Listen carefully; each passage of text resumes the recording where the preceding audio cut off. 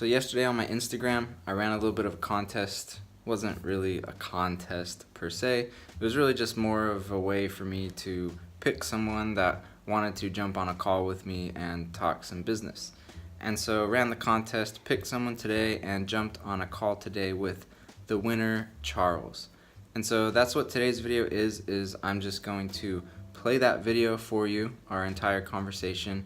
It's like about an hour and a half long. We chatted for a while, and we go into some really cool things. At the beginning, it's kind of, he's asking me some questions, just kind of about me. So if you want to learn more about me, like there's some personal stuff in there, and then there's some like my business progression in there.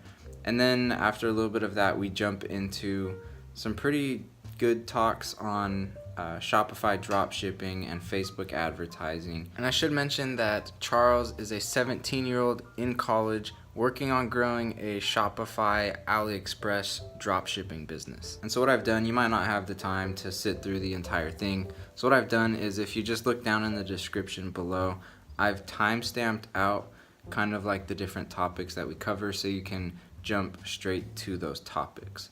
So here's the video. Is that all you do, like all day, or what does your day look like? It depends, but yeah, pretty much just like stupid hours sitting at my computer. Yeah, there's a lot of that. But like, I get out. I like when there's snow, I snowboard a lot, so that takes. Oh, snowboard. Yeah, that takes a good chunk of time. I may or may not even snowboard this upcoming season, just because. I don't know, like just businesses, there's like such a, I don't know, I feel like just the more hours, the more time I put into it, just the better things get. Yeah. And like, if I don't snowboard this upcoming winter, that's like 30 extra hours a week that I've got to throw. So yeah, I don't know. But yeah, I like to like snowboard, and I skate a little bit, hike and stuff like that. So I'm like inside just focused on the computer, or I'm like outside, get me away from computers and into some mountains type of stuff. So that's cool. So yeah. So where do you live at? Like, what state do you live in? So I've been in Oregon the past couple years, and then I'll be in Utah here shortly. Utah. So yeah. Are you like traveling around? Is that what you're doing? Yeah, a little. So I mean, I grew up in California. I'll give you the whole spiel real quick. It's pretty quick. Okay. I grew up in California, born and raised, and then I moved to Idaho for school for like 2 semesters, and then I moved to Utah for school, and then I lived in Argentina for a couple years. Did like a church mission out there. And then came back to Utah, didn't finish school, but went back to school there to finish. Ended up dropping out because just like online business, figured out I was in the ad program, and like they just didn't teach what they needed to. So I started Googling and YouTubing stuff, and then figured out I could make money online. And I watched that video about you talking about school and how there was a point where you're like, you know what, why am I learning about billboards and stuff like that? Yeah, it's like, no, it's crazy. It was like textbooks from over a decade old, and like, you know, billion-dollar businesses are being built on top of the internet, and then multi-million-dollar businesses on top of those businesses, and not a word of that is being spoken in school. So yeah, I just like, there came a point, really it was like, I kind of like realized that was happening, but I really waited until I'd proven it to myself through like making hundreds of thousands online, and that's when I was like, all right, this is more worth it over here, and school's a bit of like just a bit of a joke. I don't know. I don't like to hate on school too hard, because some people do go through there and it works really well for them, but yeah, it didn't make a lot of sense. I'm currently a freshman in college, and I don't know. It's so weird for me, like doing all these classes. Well, I have to do it first off because it's basically my senior year counts with my freshman year of college, so I'm kind of skipping a year in high school. But just going to college, just sitting there in class, and like, I'm taking my basic classes, English, psychology, just all this stuff, and it's like it's not going to matter to me.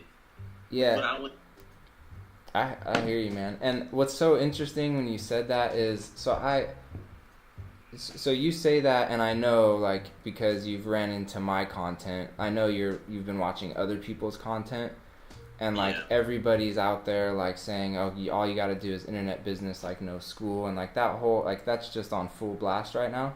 When I was in school, like, I had like, dude, I wasn't even like on YouTube. Like, I'd occasionally someone would like hold up their phone and be like, hey, watch this video, it's funny, and it was a YouTube video. But besides that, like, so I didn't even have, like, I don't know if I was in school and I had all these people saying like money online and don't go to school, you don't need school, school's a joke. Yeah. Dude, I don't know what I would have, like, I don't know if I would have listened, or I don't know if I would have been like, you guys are a bunch of idiots. But what I do think is smart when you're in that position is just knowing that you can do both at the same time. So many people think they have to like go all in on school and they can't do a side hustle or start a business. And then or like if they want to do a business, then they think they've got to completely drop out of school. It's like, no, you don't. Like, you can work your 9 to 5, or you can work your 12, 14, 16 credits in school and do it on the side. Like, that's exactly what I did. I had 2 part-time jobs and school full-time, and learned how to make money online on the side, and built that up until the point where I was like, okay, I've got the money and I feel like I'm secure and stable enough in it to be like, all right, now I'll drop out of school. But so I think like if you're feeling that way in school, like just like chill, like be okay with that and work on both, you know. I think that's totally possible, you know. Yeah. My 2 cents. I don't know if you were looking for it, but I gave it to you anyways. Yeah. Oh, that's great. That's great. So, you've been to Hawaii, right? I've seen you post about it. Yeah. Oh, and then so the last part of that was when I dropped out of school. And I won't get like too into this, but I also like got divorced right around that same time. So I basically was like, all right, I've got, like, I'm stable, I've got the money, I want to go somewhere that I've never been to, that I can just snowboard like every single day. And so that's how I ended up in Oregon. So just spent. It was a moment where you're like, I need to get out of town, so you got out of town and just pursued that. Yeah. So that's what. So I haven't necessarily been traveling, but I've lived some places. Yeah, I haven't been like in one spot for. The longest I've been in one spot for the past while is, I mean, I was in Utah for like 5 years, Oregon for a couple, and now I'm gonna go back to Utah, and we'll see from there. But yeah. So anyway, sorry. Just wanted to wrap up the last of that question you asked me. Yeah. No, that's great. So, did you do that after reading the 4-Hour Workweek, or is that just the 4-hour work? Dude, honestly, like everything came later. Like I didn't so I don't know how familiar you are with like my story or how I started or whatever, but Kickstarter was kind of the first like real success I had online. Is I launched a Kickstarter campaign and it did really well. It did 50,000 in like 30 days. And but like when I did that, I was just solely focused on Kickstarter, and I didn't even know about anything else. Like, I hadn't read a bunch of business books yet. The only one I'd read, I think, at that point was Millionaire Next Door, which is about like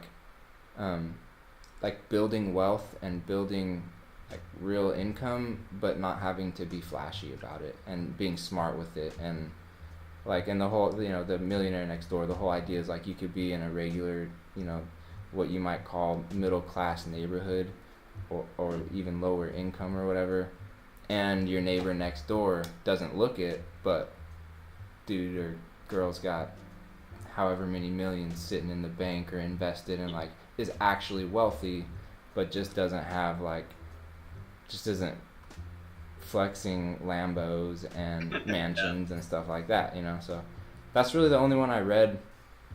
But yeah, like once I'd done the Kickstarter campaign, then after that, like, my eyes really opened up. I was like, whoa, there's this whole world of like ways of business and internet and money, and so that's when I started learning about like 4-Hour Workweek or YouTube gurus and stuff like that. But Yeah, no, back then, I hadn't read that yet. Because it seems like you're the Tim the stuff around. So the next question, I guess, would be like, I guess you're an introvert, or would you consider yourself an extrovert? Yeah, absolutely an introvert. Yeah. Not like yeah, I'm introverted for sure. Mhm. But I feel like I'll add a little addition to that is I feel like people ask that question. I'm not saying this is the case with you. I just know I've been asked that before, and oftentimes the person behind it wants to know, like, am I cut out for this if I am or am not an introvert and extrovert? And the truth is, like, it doesn't matter. There's introverts that do the same type of work that just kill it and love it and then go party and, like, have, like, huge social groups and, like, which is totally fine. Like, to each their own, you know? But for me, yeah, I tend to be more introverted. I'm, like, totally fine sitting on my computer in my own brain for a really long time. And, like, my idea of, like getting away from that and doing something different that's still super enjoyable is like going snowboarding or going hiking or something like that. Just different styles, but yeah, I definitely lean more introverted. Yeah, that's sweet. Yeah, I figured out introvert, but I figured that out. I was talking and she apparently, like, she interrupts me and she's like, "Hey, are you listening to what I'm saying?" I have no clue what she's saying, and I'm just in my head just thinking. So yeah. I don't know if you've ever felt this way, but sometimes I feel like introverts are I don't know, like, I don't look down upon's not the right way of putting it, but something like that. And it's like, who cares? Like, do your thing. Like, I don't know. I think there's pros and cons to being introverted and extroverted. Like, they both have benefits and they both have negative sides. So that's cool that you know that about yourself, though. I think it's important to know you know, and like what makes you work internally. So that's cool. I like to think to myself, just sit down and think. Yeah. No. I think the majority of people should probably do a little more of that, but yeah. So, what motivates you?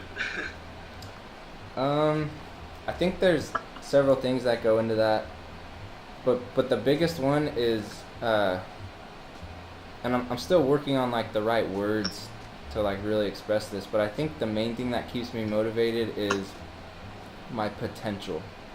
Like, and that comes from a lot of things. That's not me like being narcissistic or egotistic or like, it's really just from looking at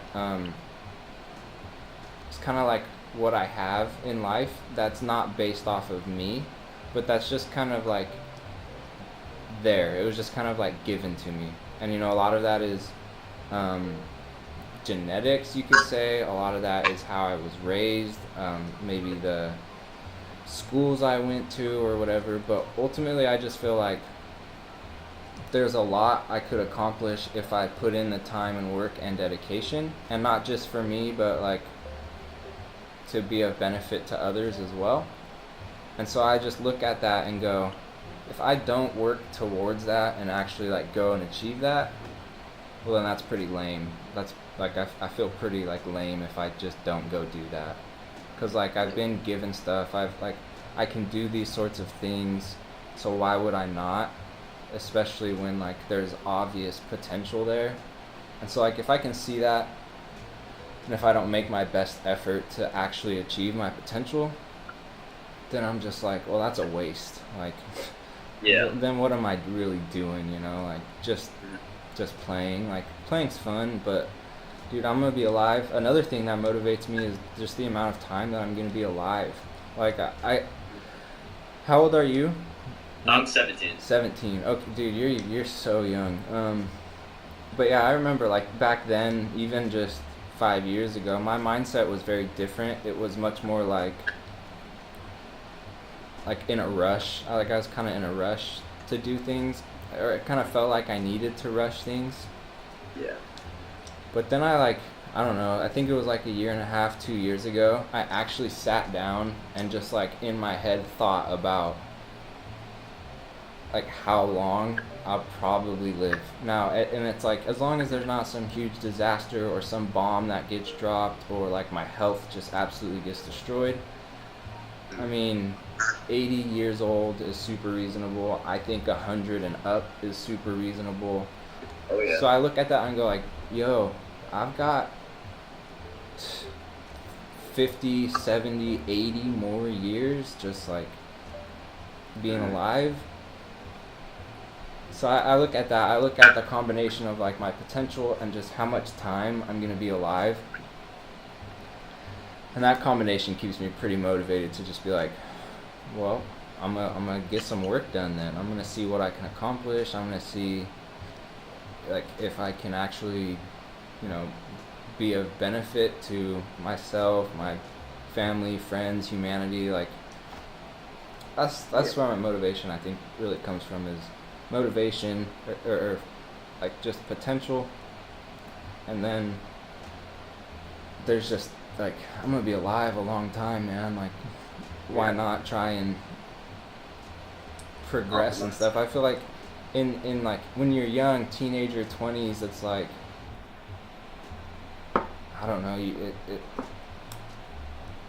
it's just like what you like. There's plenty of time to do whatever you want. So if it's like and if the end goal is like riches or whatever, cool. But if you get all of that like right in your 20s, and that's another thing that hit me kind of hard, is that there was 1 month specifically where I had a big chunk of money hit my bank account. Yeah. Like I'd already had a couple big chunks, and then this like doubled the big chunks that I'd already had. And I was sitting there looking at it, and I was like, man, if I can start getting this type of money this early on in my life, like I can be done with money within the next like 10 years. So then I'm like, all right, I've got money solved, but I still have 60 more years of life.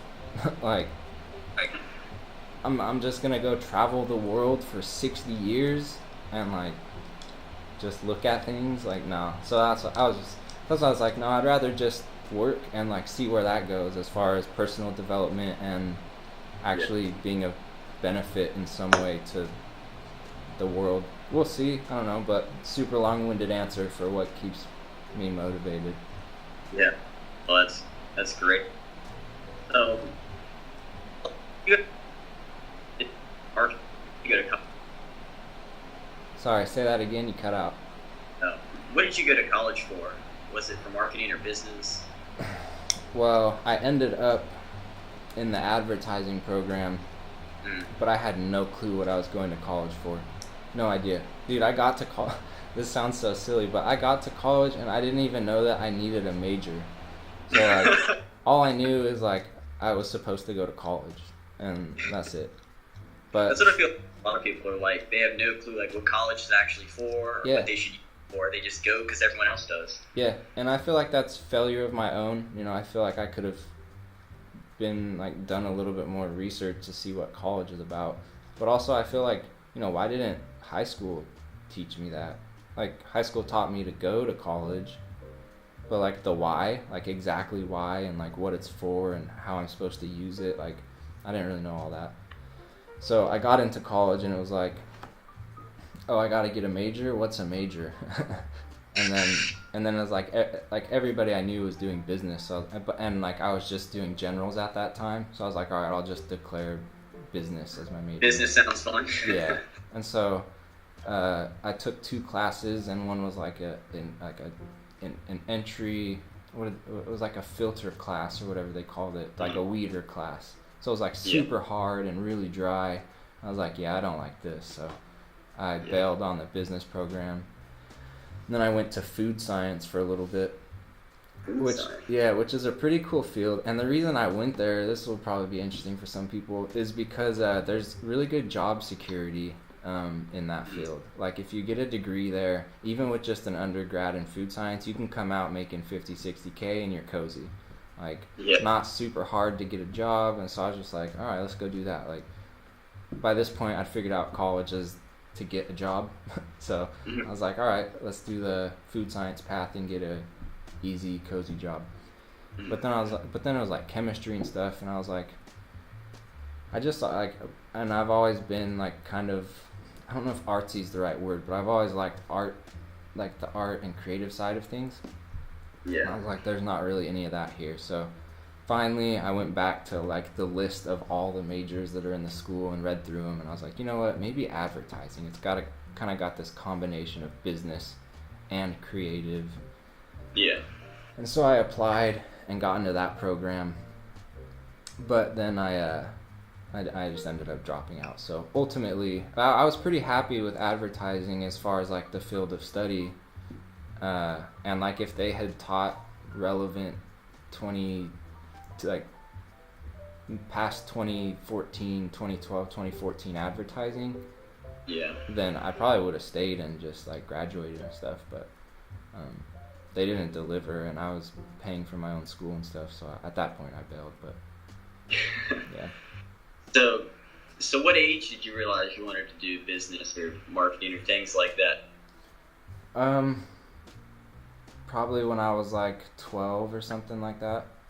Yeah, I've still got, and I mean, this is pretty kid stuff. I wasn't like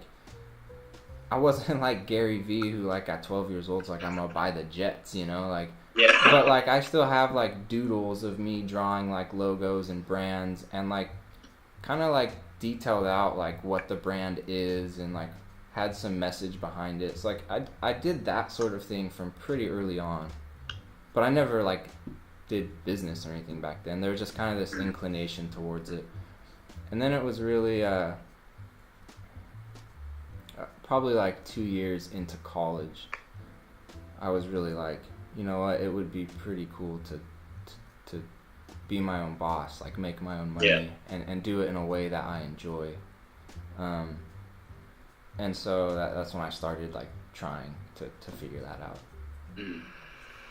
So what was your first ever, I guess, business that you started?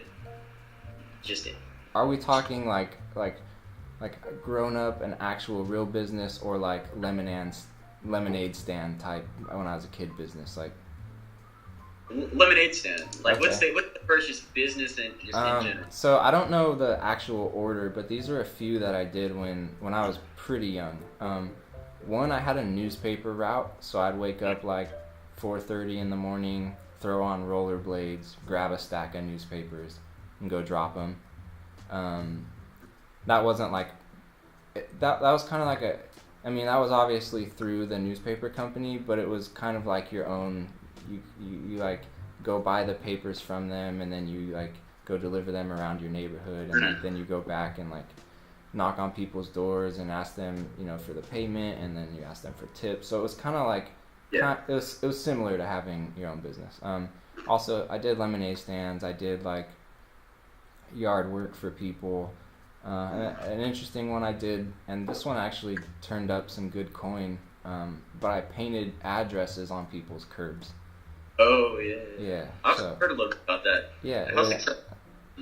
I don't remember like how much I made, but I made money, and it was pretty like the startup costs were next to nothing. It was like a couple stencils and a spray can, and then you just go knock someone's door, give them the pitch, and I think it was like anywhere there were a couple of like different colors. Like one stencil was like just the white and black with your numbers, another one had like a flag with it, and so there were like different price options, whatever. But so it was like 20 or 30 bucks, or 20 or 40 bucks a curb or something like that. So, you know, go out, knock some doors, and if you could land 3 or 4 in an hour, that's what, 60, 80 bucks, you know. So I had like $100 hour or something back then. But that was like, and then like I also sold on eBay back then, and that was just like I have no clue how I figured that out. I don't remember at all. I just remember that I'd take like my old clothes and put them up on eBay. Basically what I figured out is I could like buy something new, wear it, and then sell it on eBay, get some of that money back, and use it to go buy like another t-shirt or whatever. So I just like this way of like getting discounts on my clothing, something like that. But I never once had the click in my head that said, you could actually turn this into something a lot bigger. Like, you could actually make this a business. It was always just like, little kid wanted a little extra cash, so did a little something to get that cash. But it never clicked for me that and that's I look back at that and I hate that. I hate if when I was 13 years old there was this little switch in my head that went, you can build this into like a real business. Yeah. I just feel like that would have been the coolest thing, and I would have been like, oh yeah, I can. I want to do that. I never had the only thing that was ever in my head was go to school, get good grades, play sports, go to college. And that's like all that was in my head. No, but yeah, I wish there was someone who's like, you're doing that? Like, you sold this on eBay, or you painted well, if you just do this, or if you just do it a little bit more, then you've got a real business. If someone would have just said that to me, I think it would have made a big difference, but yeah, didn't click. Happened later. So, into your older life, what would be the first business you'd consider in your adult life that you started? Kickstarter.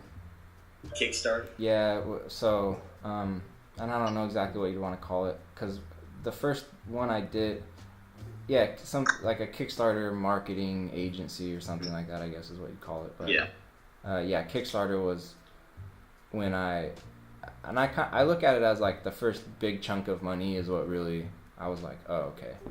That's what I see as like my first big one, because prior to that, I'd made like some necklaces and sold them on Instagram, but to the tune of like several $100s.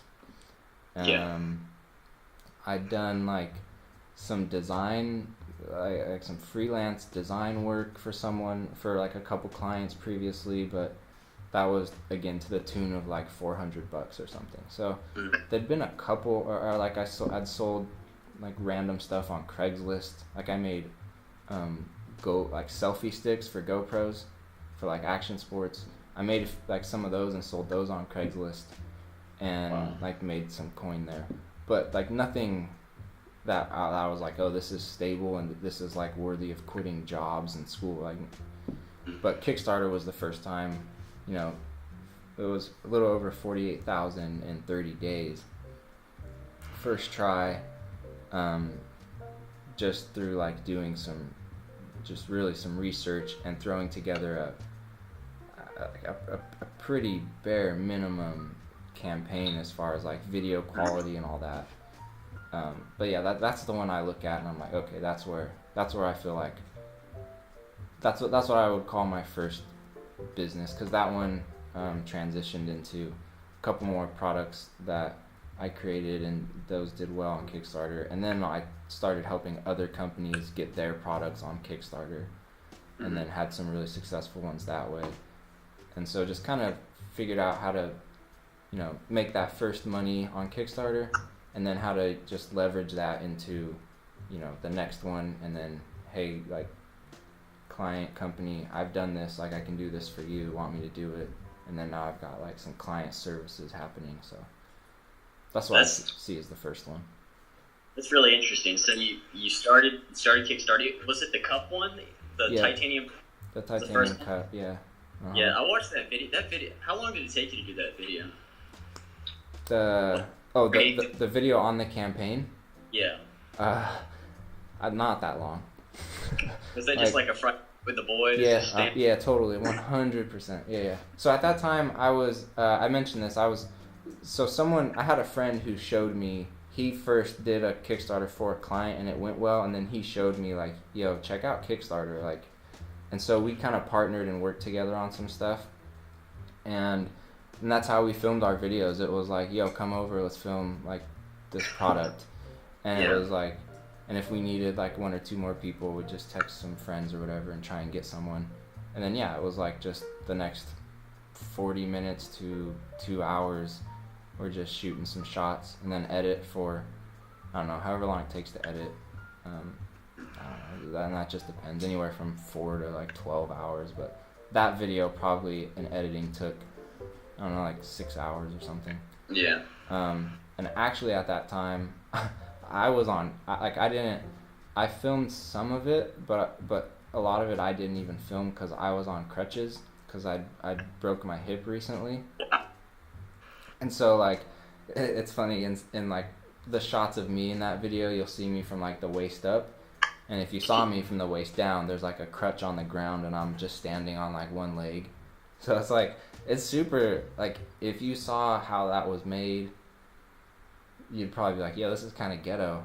And it turned up 50K in a month. Like, what's that about? But yeah, I think that's one thing that's been so cool about the internet. And Kickstarter was I think kind of pioneered this in a way.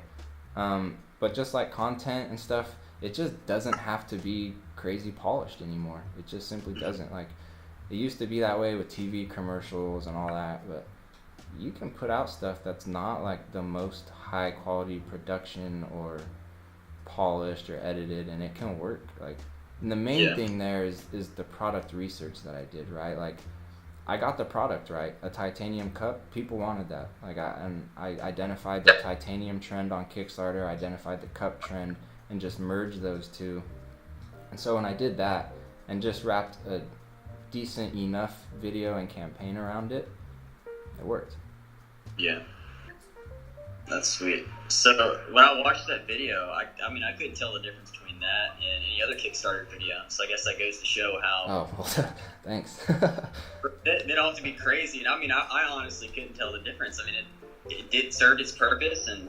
Yeah, and that I kind of just mentioned that, but that's... One thing I did is when I made that video, I did spend time studying other Kickstarter videos to kind of like figure out what's the style of video that works on Kickstarter, and I just kind of like copied the style that I thought was working on Kickstarter to the best of my ability, right? So, I think I did get the style right. The style of it's right, but I mean, if you're gonna talk like lighting and cinematography, and I mean, there's stuff in that sense that's just butchered in that video, but again, to my point, that's totally fine. You don't have to polish stuff. Yeah. My video, probably the worst video quality wise I've made and uploaded to my YouTube channel is the one that's gone the most viral. By far. Like, and it's so like it just if you get like the core of it right, whether that's the product or like the content that's being taught, like for the Kickstarter campaign, the titanium cup was right. For that YouTube video, the content of it's right, but the quality like isn't the best, still works. Yeah. Sweet. So you used that idea of creating a successful product, and then you went to helping other businesses, and you leveraged that. You said, hey, I did it with this product, and now I can do it for your product? Or how did that work, going from doing it just for yourself? Yeah, that's basically it. But the way I went to other businesses was creating a profile on Upwork.com. Upwork? Yep, which is a freelance website. I don't know if you're familiar with it or not. But yeah, I just created a profile on Upwork.com, called myself like a Kickstarter specialist, I think is the word I used, and like threw up the campaigns that I'd done successfully. And then I also, because I was partnered with my friend on stuff at the time, I was like, if I could, use his Kickstarter projects as part of the portfolio as well, then that would just make an even better portfolio. Yeah. And so we talked about that, and that was cool. And like the campaigns that I got through using that, like some of his work in my portfolio, like he got, I paid him percentages of that, so like, he was compensated for me using his work in my portfolio, and it wasn't like all the like his work and my work was all based off of, like, we did things exactly the same way, all based off of the same, like how we do research, how we build video, like it was all just the same everything. So so I did that, went and threw up a profile on Upwork, and said I'm a Kickstarter specialist, threw some of my projects on there, so like built a little portfolio on there, and then started getting messages from people saying like, hey, well, would like to talk to you about my product and doing a Kickstarter campaign. And the truth is probably 90% of those are just like the product's not right, or they're too early in the process, and so I just reject probably 90% of those. But every once in a while there's one that comes through and it's a really good one. So you're still currently doing that? Yeah. Mm-hmm. So what would you say your biggest business right now is? Is it Amazon FBA? Honestly, it's kind of split there's not one that's actually the leader right now, which is I hesitate to say this because I know that like there's going to be some people that watch this that are, you know, in like a starting phase, and I think it's a horrible idea to try and learn like 3 or 4 or 5 and do 3 or 4 or 5 different like internet business models when you're starting. Yeah. But what I realized like a year or two ago is I'm capable of doing this internet business thing. Like I've done it on Kickstarter, I've done it on Amazon. You know, prior to that, I'd sold stuff on eBay and Craigslist. Like, so I get it. I know how to do it. And so then I started viewing myself as like, I guess kind of as like an internet marketer. And when I started looking at myself that way, I was like, you know what? Instead of having like just 1 or 2 of these tools in my toolbox, why not fill the entire toolbox and understand like, maybe not absolutely everything, but the main like stuff that's happening on the internet that's generating money, like what, you know, I'm interested in those and dabbling with those. So like on my Instagram the past day or two, I started talking about a Shopify dropshipping website, and like that's something I just hadn't done before, and I'm like that's honestly just kind of like fun / practice, because it's like it's something out there that's happening that I feel like I can do, but I haven't done it yet. So I'm gonna poke at that and see what happens. And so like a year or 2 ago, I kind of said to myself, I'm gonna spend the next while not necessarily taking one of these businesses and just building it as big as I can, but kind of just exploring my skill sets and figuring out like what ultimately I want to do. Because again, like I just feel like there's time and like I have the capability, so why not take a little bit of time here to explore some more options, and like gather some data, and then really sit down and go, all right, what do I actually want to build for the next 10 years, 20 years, or what do I want to build for like the rest of my life, type of a thing. So currently I'm not approaching anything as like I want to take this to the absolute max that I can. So up until probably like 3 or 4 months ago, it was a pretty even split between Kickstarter and Amazon.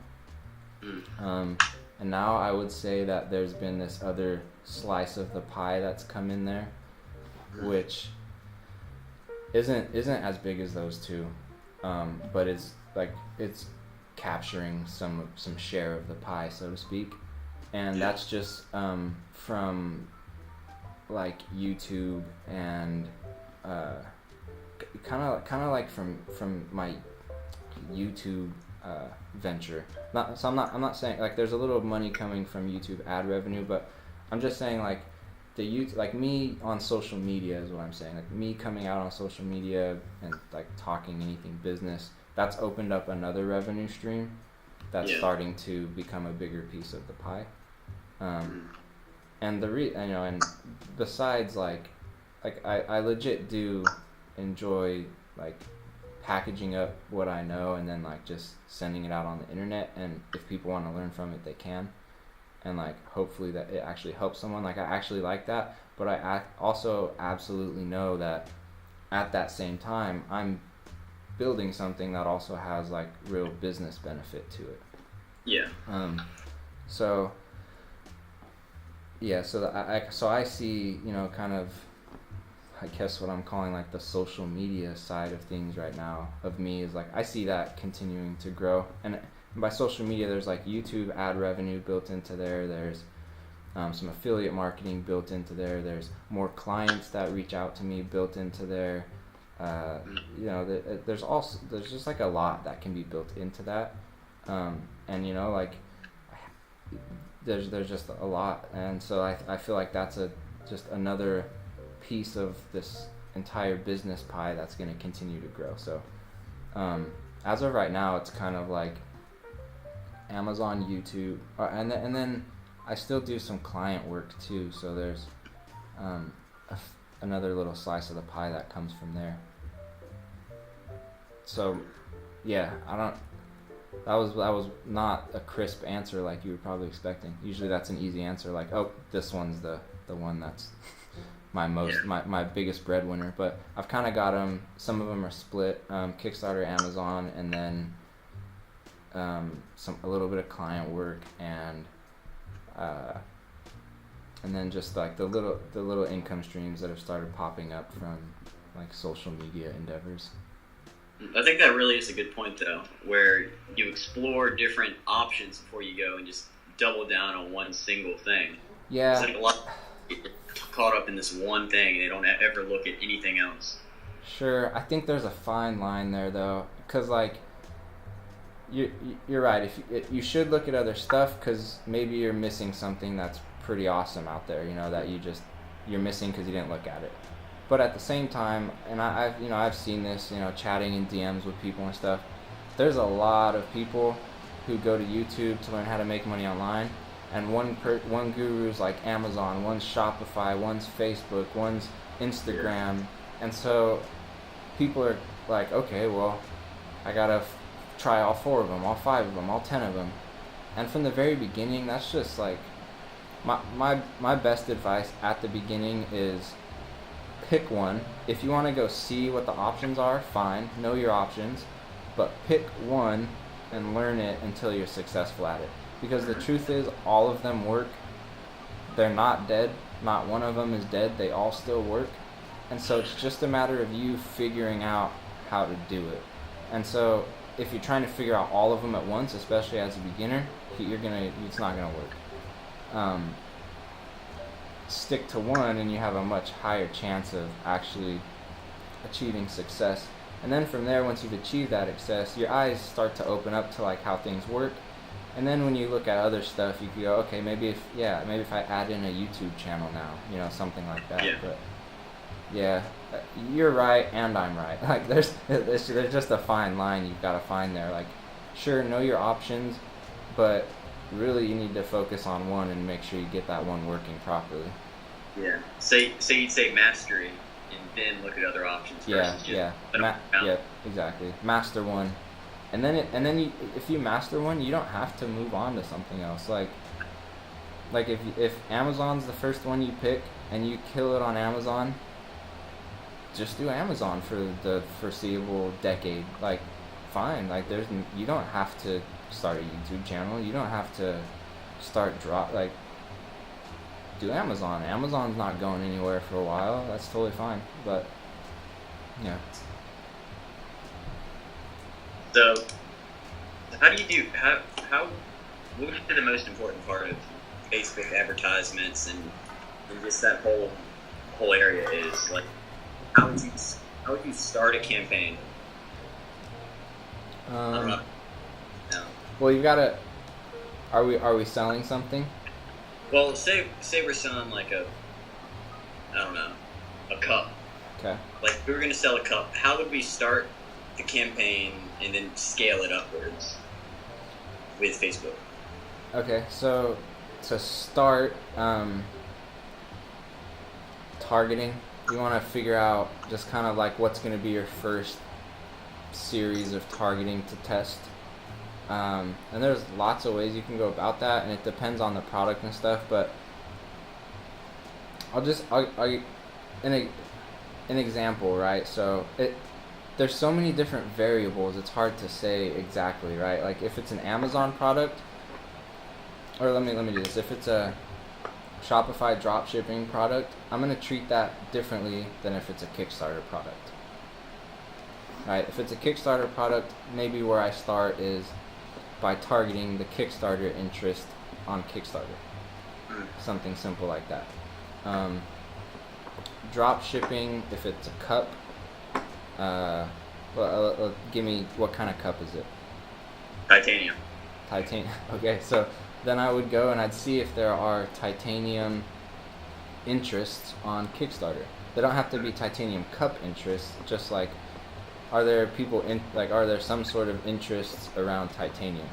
Then also, since, you kind of made this one easy for me, but since it is a titanium cup, I know titanium is popular on Kickstarter, and I also know several other media outlets that are very similar to Kickstarter in the type of products and customers, like audiences they have, like Huffington Post or Man of Mini or Cool Hunting, I think, is another one. But there's just I know of a bunch of other media outlets already, so I'd be like, okay, like Titanium, I'd go run it to those audiences and see how it goes.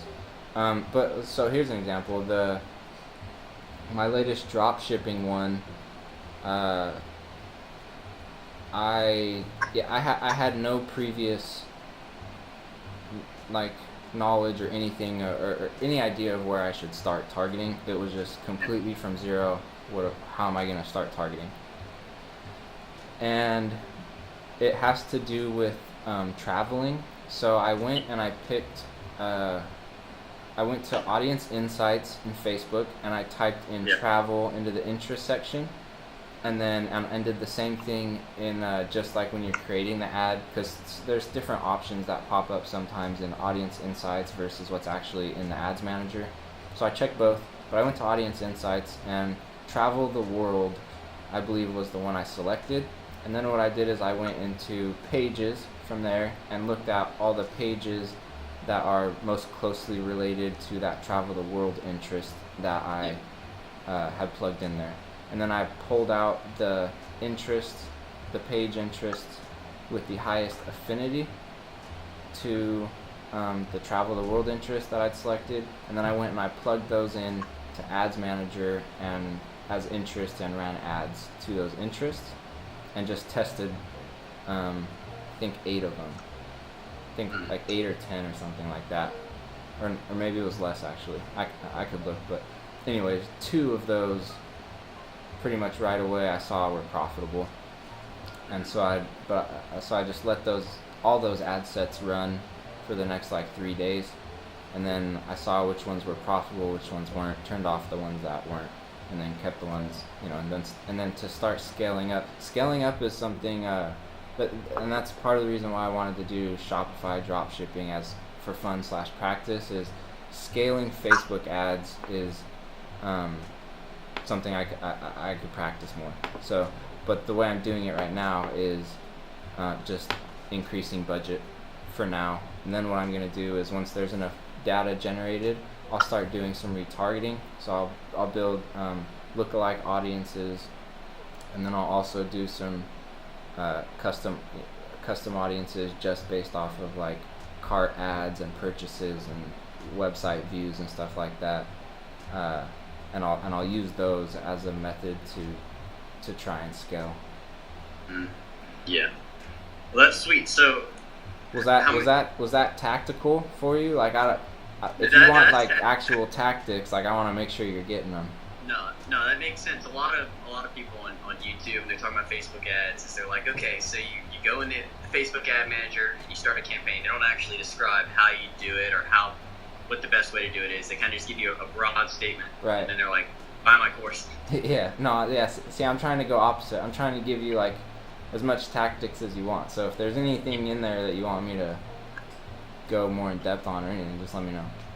So what you're doing is you're taking the page interests and then you're putting them toward in your campaign. Yeah.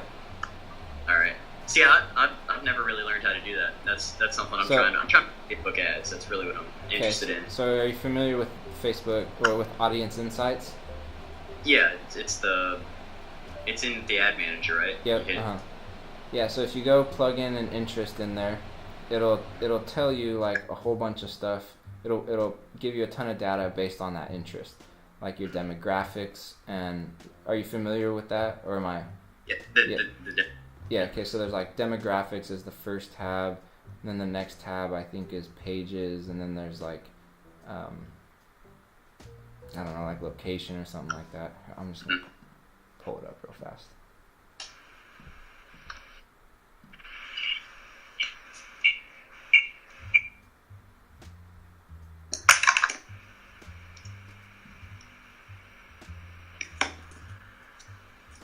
Audience insights.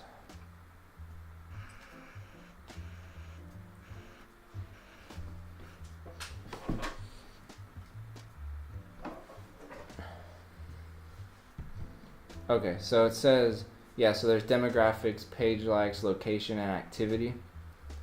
So if you just type in whatever interest it is, so in my example it was travel the world, and then I clicked on page likes, and then at the top section is top categories, and then the bottom section is page likes.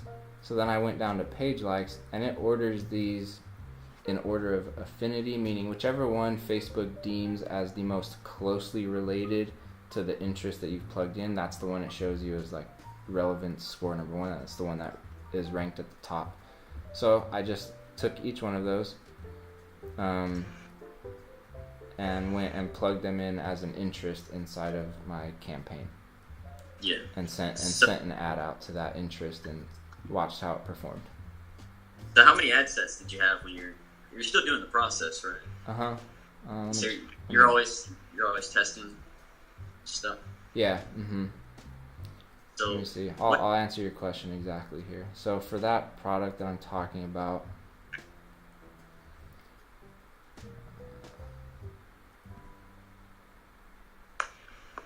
I tested. Sorry, my internet's being a little slow right now. With the FaceTime and the screen recording I've got running on top of it, my computer's going a little slow. Alright, so I did 1, 2, 3, 4, 5, 6, 7, 8, 9. So I tested 9 different interests. And I've got 2 of them still running profitably, and I'm scaling those. And so now what I'll do is and so the first, so I guess lucky was this one. The first one that was successful was the travel the world interest. I just plugged in travel the world, and cool, that started working. So then what I did, like I explained just now, is I took travel the world and plugged it into audience insights, went to page likes, and went and grabbed the ones that are most closely related and went and plugged those in. Or like, not all of them, but I went and grabbed like the top 3 or whatever and plugged those in. Yeah. And then one of those is now my second one that I'm scaling up. And so now what I'm going to do is take that one and go plug it in to audience insights, and then grab the pages that are most closely related to that one and test those ones as well. So you're slowly narrowing it down? I'm just slowly finding more profitable interests. Yeah. Oh, so you're taking the one page and then you're finding other pages? Yeah, exactly. So let me try this again, because this is a good one to know. So I took Travel the World, right, and I plugged it into Audience Insights, and it showed me. I'm gonna change the name of it just to not give away my targeting or whatever, but so I typed in Travel the World, and let's say the interest that popped up for it was Charger. Okay, so then I took Charger and I went and I ran an ad to Charger, and then that one worked really well. So now what I'm gonna do is take Charger and go throw that into to Audience Insights, and then see what's closely related to Charger. And so if and like, let's say Popsicle, it's just random words here, but let's say Popsicle pops up as one of them. Now and that's the top one. But now I go take Popsicle and I'm gonna go run an ad to that interest and see how that one performs. And so what I'm doing is I'm taking what's successful, finding out what is the most closely related to that one, and then testing that one. So it's you're narrowing on what would be successful, but that's interesting. Yeah, I'm taking what's successful and digging deeper into that one. Yeah. Yeah. Yeah. And testing from there. And like that's now that I found one or two that have been successful, for the next foreseeable while, that's all I'm going to do is test new interests based off of those ones. Yeah. So is there ever a point where you stop finding new? I mean, in theory, no. Like, because maybe, you know, in theory, no. In theory, you just keep testing. In theory, you have ones that are successful and profitable enough that you're able to take a small percentage of those and allocate it to continual testing. So, do you ever use Facebook pixel data? Yeah, so that's another reason I wanted to like do this drop shipping for fun and practice, is because the Shopify, as I like did some research, the Shopify Facebook pixel is supposedly really, really powerful and like works really well, and I'm starting to see that here, but yeah, like I definitely, so like I'm excited to see now, because I've got the pixel running, like that's all in there, and I've been getting purchases, but now what I want to do is use that pixel obviously and that data to generate custom audiences based off of like purchases and do some retargeting and stuff, and that's where I think like stuff is supposed to get really good, and hopefully I'm right.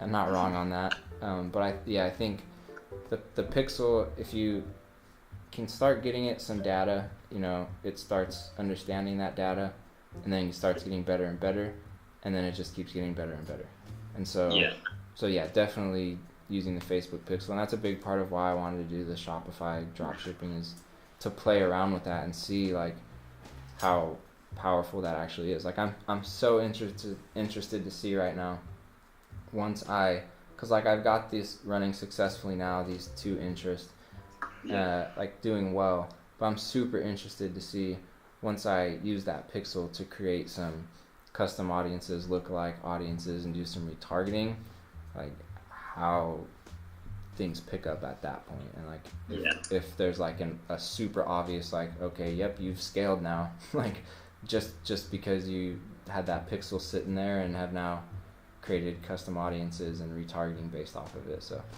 yeah, super interested to see what happens there. Definitely using the pixel. Are you gonna make a video on that? Yeah, so you know, I kind of want to already make some drop shipping videos.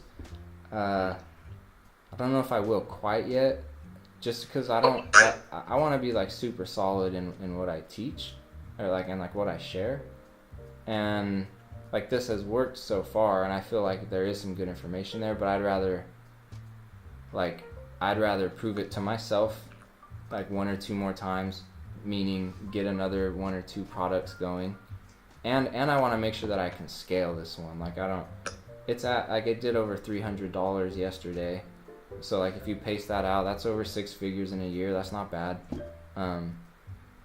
But like I'd rather really scale one and then do that one or two more times, and then come out and be like, all right, here's what I know and have done with Shopify drop shipping, and like really feel comfortable in teaching like every little bit of what I've done and like what I'm telling you, from having done it and having seen it be successful, you know? So like if I came out tomorrow with a drop shipping video, I'd just feel a little bit like, yeah, this is good, it's worked for me, but I'm not really positive if like this is that easily replicable, or if I could even go do this again and again and again, you know? So I think I'm gonna wait a second and see how this grows and play around a little bit longer with it.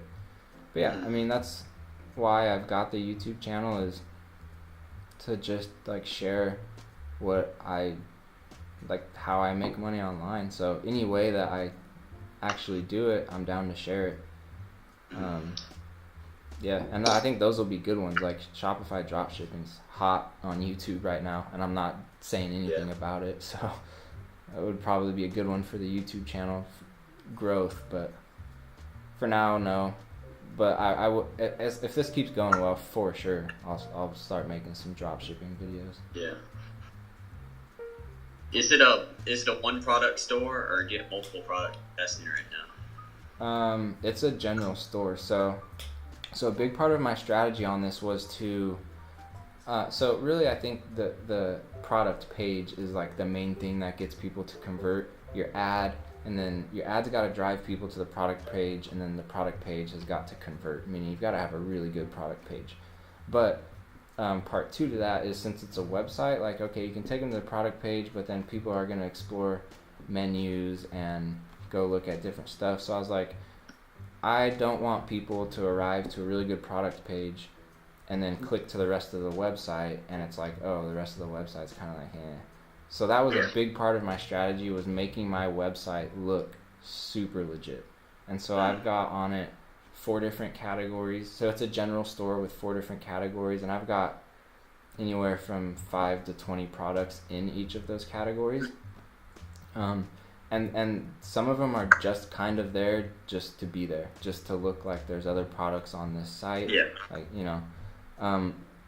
But I've only got, like, I've tested, I think, 5 products now. Like, tested meaning I actually ran some Facebook ads to see how that would go.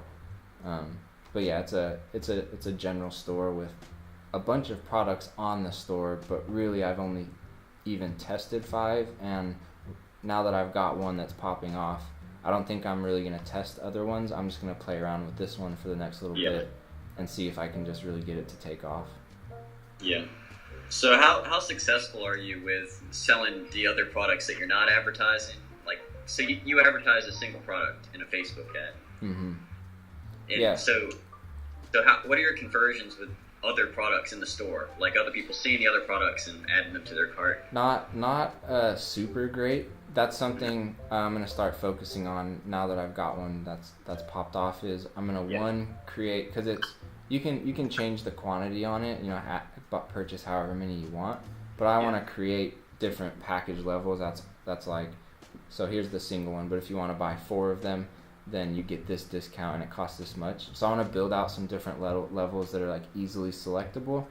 So that should increase, cart value. And then as far as getting people to like add additional products to the cart, the only other thing that I've done so far is on the product page and on the cart page at the bottom, there's like a customers who bought this item also bought section, or like a frequently bought together section. And so there's products that pop up down there. And that's happened a few times where people have, they'll just grab one of those and add it to the cart. Another big one that I did, and this goes with part of the like making my overall website really good, is having the free shipping banner up top for purchases over $50. So then what it does is, like, if someone clicks the ad, Facebook ad is on the product page, is down to buy it, product costs $25 plus shipping, they're at $30. Now they're like, 20 more bucks, and sorry, let's say I kind of did that wrong. Let's say product's $25, and then they're looking at it like shipping is 10, which puts them at 35. And now in their head they're kind of going, or I could just get another product, and now shipping's free. So like getting a customer to that point, I think is a good thing to do. Super close to the free shipping, and they're like, might as well do it. Yeah. So I think that's another good way to like increase your cart value, is having that free shipping if they purchase like a certain amount, right? Have you tried upsells, like hit add to cart? That's coming next. So the next thing I actually want to do is I'm gonna do ClickFunnels. So so I've done so now that I've proven this product is successful and I know the targeting of it, I'm gonna go do, and I'm just gonna test them against each other and see which one does better. But now are you familiar with ClickFunnels? Yeah, like just a straight through site. Is it gonna be one product? Yeah, so I'm just gonna take this one same product and put it into build a ClickFunnels. So I'm gonna do, they'll arrive on the first page, and it'll be like I just explained to you, different package options, like 1, 4, 10, or whatever. Each one has its own discount, and then they'll select that, click purchase now or whatever, and then it'll take them to the next page, which is an upsell page. Yeah. And so then that'll be, I don't know, and I haven't built this out yet, so I don't know exactly what's going to be on that page for them to buy. It might be, a bigger package with a bigger discount of the same product, or maybe I'll add some related products. And then from that page, if they say no, then I'll probably send them to a downsell. And then if they say no to that one, then they'll just purchase their original whatever they selected. Yeah. And if they purchase the upsell, then cool, we've got them on the upsell now too. Yeah. So because I'm not depends on how ClickFunnels is marketed. I'm not always the hugest fan of how people use ClickFunnels and some of the marketing tactics that are in there, but I think like funneling them through different offers is cool. And so I obviously this is like proven by a bunch of people already that ClickFunnels does work like that. Like if you build the offers right and stuff, that's a very real, legit, effective way to get more sales. And so I'm interested. So I'm just really interested to go, okay, I've got a good product page on my Shopify site and targeting that's working and converting. Let's just do a straight comparison. Same product, just do it through ClickFunnels with an upsell and a downsell, and see what the numbers come out like, and then just compare those. So that's what I'm gonna do next. As far as so to answer your upsell downsell question, I'm gonna do that, but I'm gonna do it in ClickFunnels. Well, that's sweet. Yeah. I really don't have any other questions, man. That's awesome. Cool. So. All right. Yeah. Well, I've got some questions for you, man. If that's cool. All right. Mind? Cool. Bring 'em on. This has been like, I don't know, man. I'm not like the whole like getting in front of the camera thing is like and like uploading YouTube videos. Like the thing that's helped the most with like feeling like there's other people there is this, like the times I've jumped on with like someone who follows or subscribes and just like had a convo and talked is like, okay, there's real people like that like I can actually vibe with, that are there watching and stuff. So I don't know, it's selfishly it's really helpful for me to like jump on these and talk with you and just like get to know you a little bit. So let me see what I've got so far. 17, in college, trying to make money online. Have you actually like done anything, like had any made any efforts yet, or are you just kind of doing some research, gathering info? So I've done research. I've been doing it for about 9 months, but about 4 months ago, me and this other dude, he's an older dude. He's got money, but he needed someone to do the marketing and stuff like that. I accepted it, but of course I didn't have superior marketing experience. I'd never done it before, but I accepted it, and I've been just going on a grind, just learning how to market while building this guy's store. He's giving me full control of ad manager and just everything, but I'm just trying to learn how to successfully do it. Okay, what kind of store is it? It's a general store right now. So he's giving me full control of products and everything. He's just the investor, I guess you'd say. Okay, and dropshipping. Yeah, dropshipping is what I'm looking at right now. Shopify, AliExpress, is that what it is? Yeah. Okay, cool. And you've got products in there, and you're just trying to figure out the marketing for them, the Facebook ads. Yeah. I've got some products. Yeah, some products in there, but there's one product that I feel is a winner, and I've made sales. I've made about $700 in sales, but we're still negative in that sense. And I know 100% it's because of marketing and not knowing 100% how to operate Facebook Ad Manager. And if I can understand that, I feel that it would just blow the product up. True. Also, it's not so I like I'd have to run the numbers. I think I might still be a little bit negative on my store as a whole. Because like I said, I tested 4 other products. But now that I've got this one, I think like if today, like if I'm not already back broken even, like within the next couple days, that's solved. So it's not, and that's very common with drop shipping, that you're testing and losing money until you get one that works, and then you basically are able to recoup all your money just from that one. And I'm sure you've heard that before, but I just I mean, don't go. I mean, just don't be too hard on yourself if you haven't figured out. If you've made some sales already, man, that's pretty cool. Like I think people don't give themselves enough credit a lot of times when they make that first couple sales. Even if it's not profitable, like that's pretty dope. Like you figured it out. You figured out how to use the internet and Facebook advertising to make a sale. Like. So from there, it's just a matter of fine tuning. Yeah. Which sounds like you're working on that. Yeah, I forget where I was going with that now, but.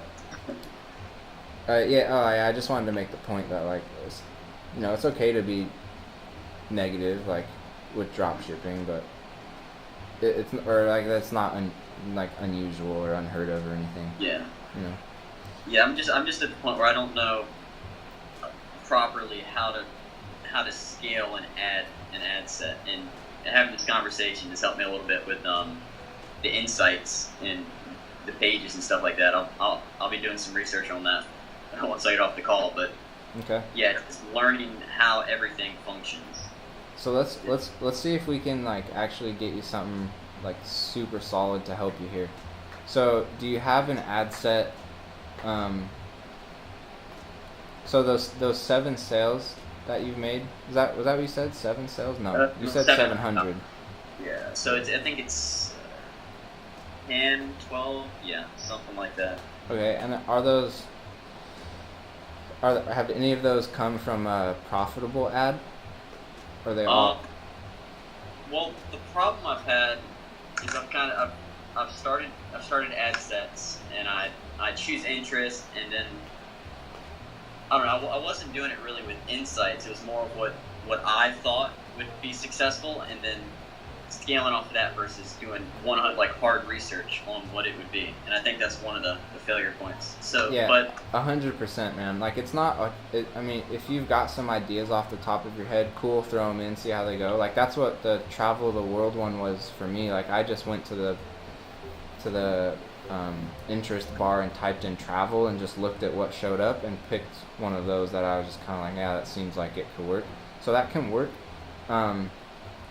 But yeah, like definitely do the hardcore research side of it and like dip into audience insights. Man, maybe I do need to make some videos because I can think of one that would be so helpful to show you right now. Because there's ways on like, so one thing I did is I went and like visited websites and liked posts and commented on things that got like drop shipping products to show up in my Facebook feed and my Instagram feed. Yeah. So that then I could see like live ads like right this second. And one thing if you can get one of those to show up in your Facebook feed, you can actually click on that ad and see exactly how they've targeted. Like it will show you the interest, the age range. Like it'll just tell you it all right there. So like there, wow. So there is some research and hacks to kind of help with that. Yeah. Did you watch the video I made on using Kickstarter to find Facebook interests? I don't think I did on No. What? Dude, you haven't watched every single one of my videos? I haven't watched every single one of your videos. I'm joking. I'll send you a link to it. It may or may not work, but the concept is a good one, at least to try. Basically, the whole idea is, so if you go to Kickstarter campaigns, oftentimes on the campaign, they'll show you the media outlets that they use to advertise their products. And so basically what you do is you just look at those media outlets and you plug those media outlets in as the interest for your ad. So you go search like your type of product on Kickstarter and find the most successful campaigns that have been on Kickstarter about, that are related to that product. Yeah. And then you just look at the media outlets they use for advertising and you target those media outlets on Facebook. So, write this down. So, see, the way I've been doing it, I haven't used audience insights and plugged pages and stuff like that into the campaign. So I have no clue to do that. Okay, start doing that. You gotta do that. That'll, you're still gonna like plug in stuff that doesn't work, but that's a tool you've got to be using and just like plugging in. And then, like I said, when you find one that works, go plug that one in and grab some more. But yeah, Audience Insights is a really good tool. Definitely get yourself familiar and be using that. Yeah. And it's weird, man. Like, you might feel this way too, but when I go in there and I'm searching for something and I'm analyzing interest, there's like half of my mind that's like trying to think like what I think would be cool or what I think would work. Yeah. And like I just have to tell myself to like shut that off and just go like whatever the top one is, just copy paste that and stick it in. Like, it doesn't matter if I look at that and read it and go, but that doesn't seem right. That seems a little weird. Like, who cares what I think? Just like Facebook data rules. Like, so whatever Facebook data spits out as the top related one, then that's the one you just simply copy paste and stick in and just completely ignore whatever you think about it, And I for whatever reason, I still have that every time I go do like targeting research. It's like half of my brain's thinking about what I think would, work or be good, and then I've got to like kind of shut that half off and have the other half just go copy paste, copy paste, copy paste, copy paste.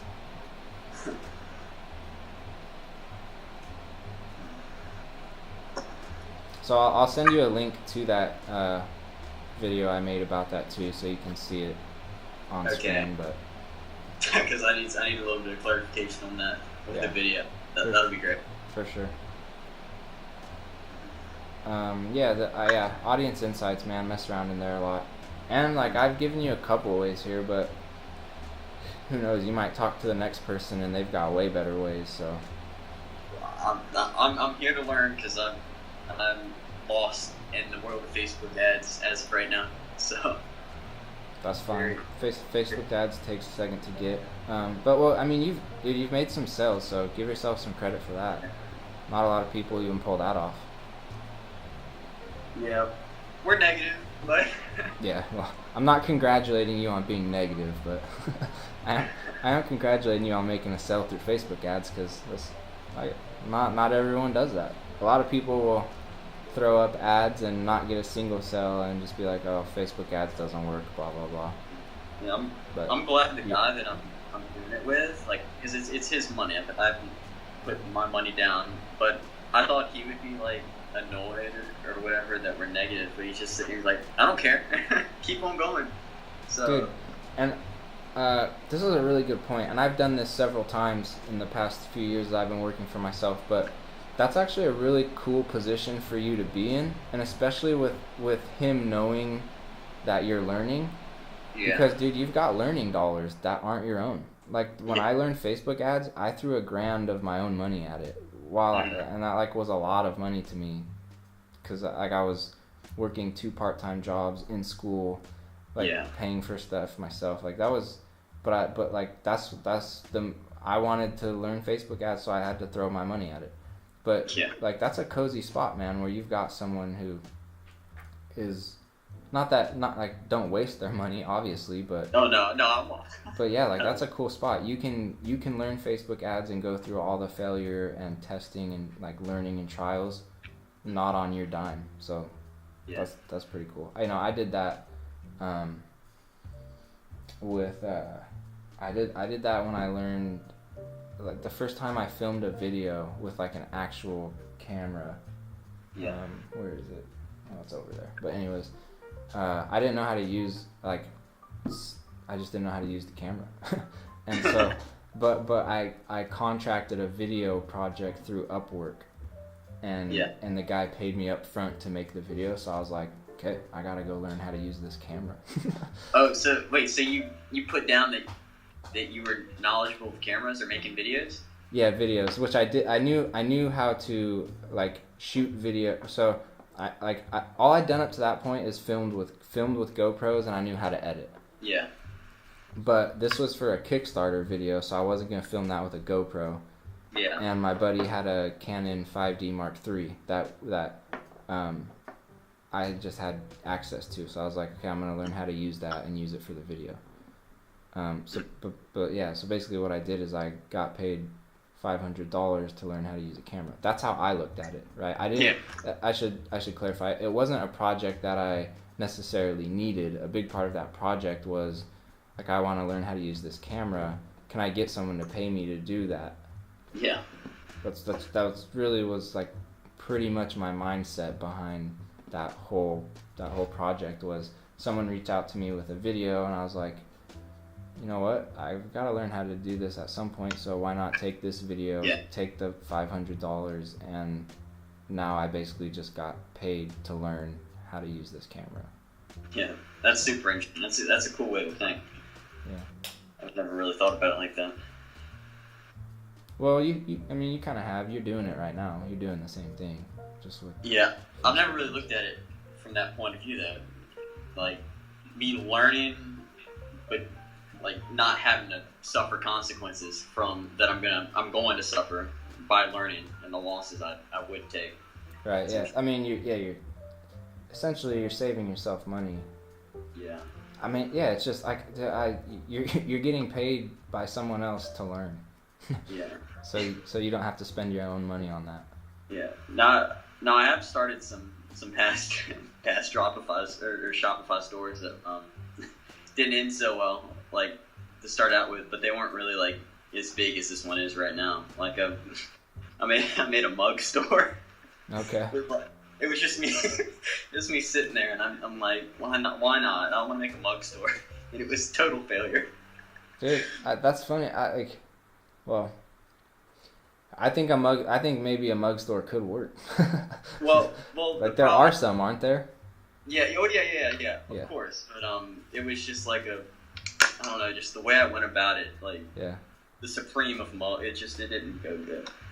Well, dude, great, like good learning I mean, dude, we like every single person who tries to make money online or build a business has those. Like, yeah, that's just how it goes. Yeah. So are you picking the products for the store, or is he?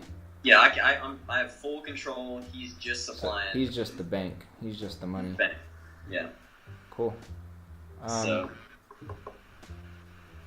Geez, man, I feel like I want to make some Shopify videos now and send them to you and be like, try this. And Shopify videos be sweet. All right, maybe I'll make a couple. I just really like. I don't like I don't like sharing something that I haven't like done or don't know about, and two, I don't like doing that unless I like really know about it and really understand it. But I don't know, maybe there's like a couple I could make sooner than later, and that could be a benefit.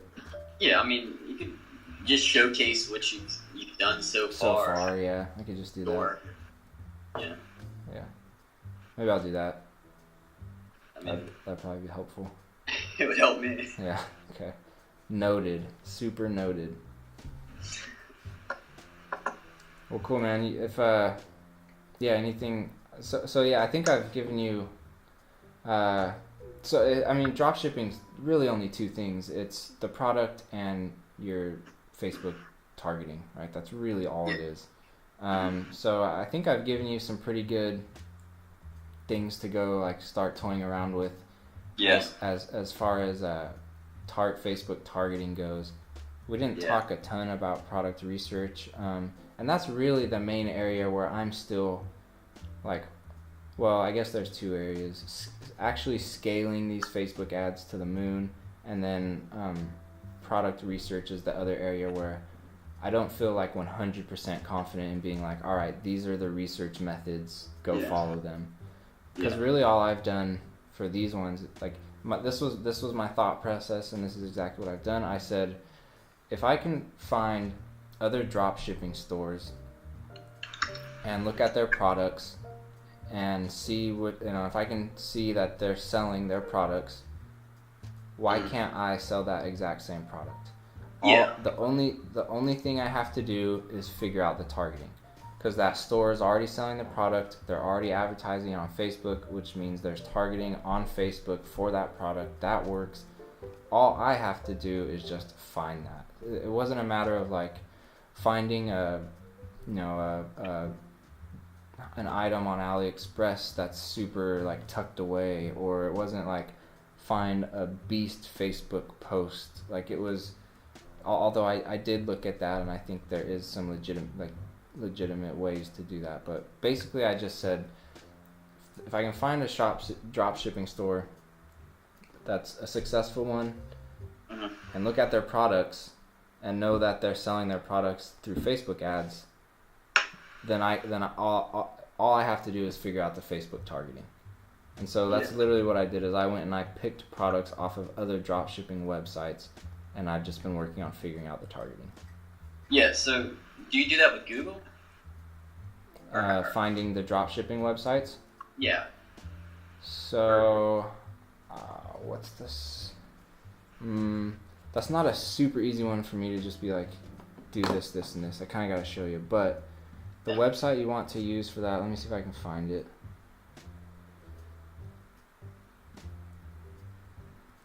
It's in my bookmarks somewhere. I just have 1,000 bookmarks.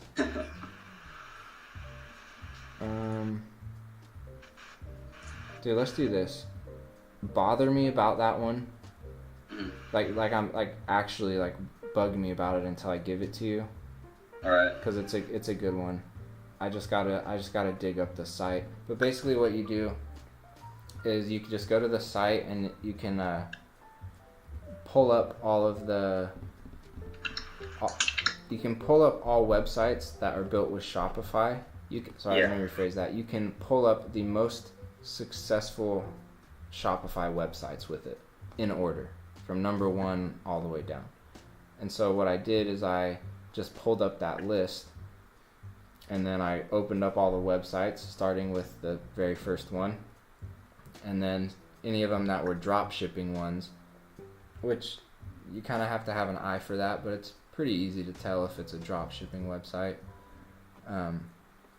And so I just opened all those up, and I went and clicked into those drop shipping websites and looked at their products. And then I did a little further research. Like I went and I researched them on Facebook and Instagram and stuff like that. But so it's just, I'll send it to you. Sorry, I don't have it right here off the top of my head, but you just go to that website. What's that? Is it Dropshipping? No. It has some, it's like, oh man, I just don't remember. I'll find it and send it to you. Okay. I'm sorry. I'll get it to you though. Okay. But yeah, it just brings up a huge list of the most successful Shopify sites. And then you just go into those and cherry pick. Yeah, because what I've been doing right now is going to like search on Facebook, and I've typed free shipping, and I've just looked at like the ones. I did that too. That's how I started actually, because that's what is kind of like, at least what I saw as the main way it's being taught. Yeah. And so I started there. I wasn't finding what I wanted to, and so that's when I sat back and I literally just got in my head and just thought, I was like, okay, let's just think through like what I'm trying to accomplish here, and like see if I can kind of piece this together myself. And so that's when I was like, all it is the product and the targeting. How do I find the product? Just go look at what other people are selling right now, and that's a clear indicator of a product that can be sold right now using Facebook ads. And then figure out the Facebook targeting. And I was like, there we go. Where'd I lose you? I think it was you thought about it in your head. Oh yeah, so I got into my head and I was like, what am I trying to accomplish? I just need to, there's two things I need to accomplish. I need to figure out what's the product and what's the targeting. So that's when I was like, okay, product, I can just go to a dropshipping website and see what the products are that they're selling. And you can sort on a lot of the dropshipping websites by best sellers. Yeah. So I did that, and that's how I found products. So that one was solved. So all that was left was part 2, which is how do I figure out the targeting.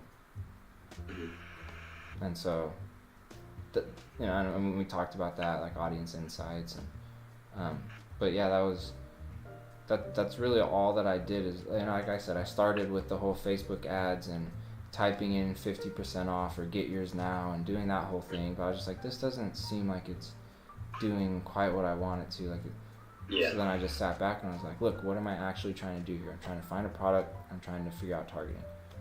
Find a product, just go look at people's websites.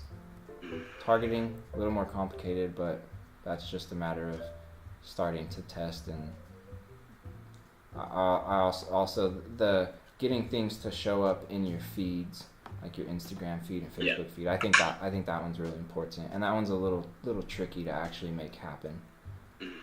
But yeah. Okay.